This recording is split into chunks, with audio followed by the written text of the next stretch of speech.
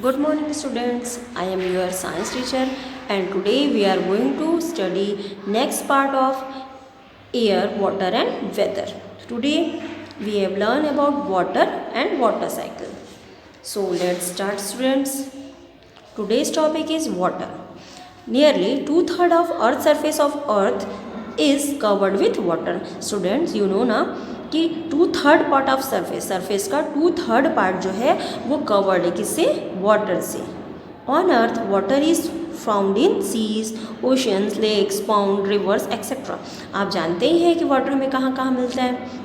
Water is also form underground and in the air too. Water जो होता है वो अंडरग्राउंड भी होता है और एयर में भी पाया जाता है.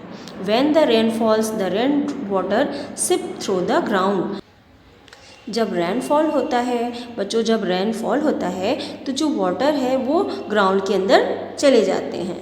Here water gets collect and it is termed as underground water. और यहाँ वाटर जो है कलेक्ट हो जाते हैं और वो अंडरग्राउंड वाटर बन जाते हैं. Underground water can be taken out with the help of tubewell and well.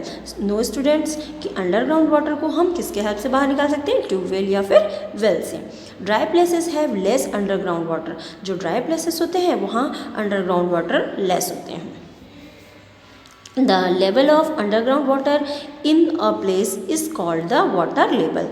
जो वाटर अंडरग्राउंड वाटर का जो लेवल होता है उसे हम वाटर लेवल कहते हैं. Saline water, water contains salt in it is called saline water. Saline water means जो हम जिसे हम नमकीन पानी कहते हैं या खारा पानी कहते हैं. Water found in seas और ocean is saline. जो वाटर होता है सी का और ओशन का वो नमकीन होता है.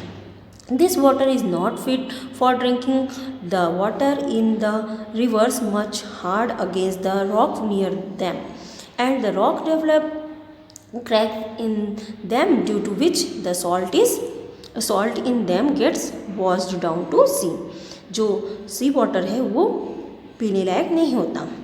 The organism living on land derive water from the soil or from streams, river, lake, dew and raindrop.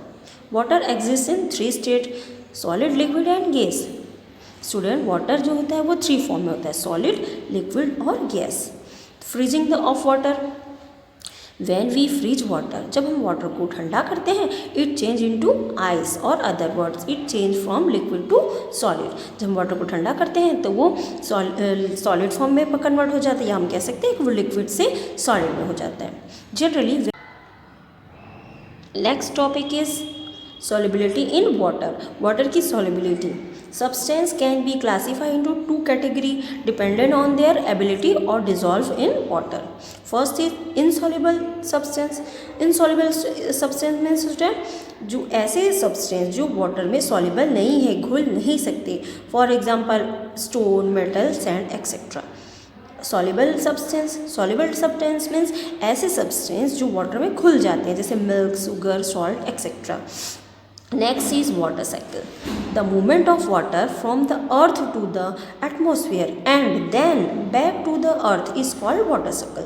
Water cycle means movement of water का मूवमेंट जो कि अर्थ से स्टार्ट होता है और एटमॉस्फेयर पे जाता है, वापस एटमॉस्फेयर से अर्थ में आ जाता है. इसे हम एक साइकिल के रूप में देखते हैं, इसे हम वाटर साइकिल कहते हैं. The water on the surface of the earth gets evaporate on amount of heating by the sun. Water जो है सरफेस का वो अर्थ सरफेस का वो इवोपरेट हो जाता है सन के हीट से. The water vapour goes into the atmosphere and get condensation to the cloud. जो वाटर वेपर है वो एटमोसफियर में जाता है हीट होके और कंडेंसेंस होके ठंडा होके वापस वो क्लाउड में चेंज हो जाता है. This cloud moves. और ये क्लाउड जो है वो मूव करते हैं.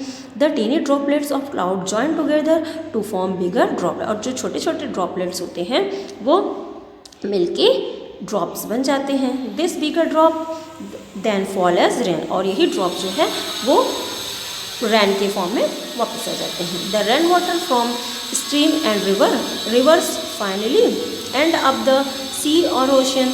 जो वाटर है वो रेन वाटर जो है वो रिवर या स्ट्रीम में आ जाते हैं और रिवर जो है फाइनली सी और ओशन में जाके फिनिश होता है. This water which evaporate from the sea comes back to the sea. और वाटर जो है वो इवोपोरेट हुआ था सी से, वो वापस उसमें आ जाता है।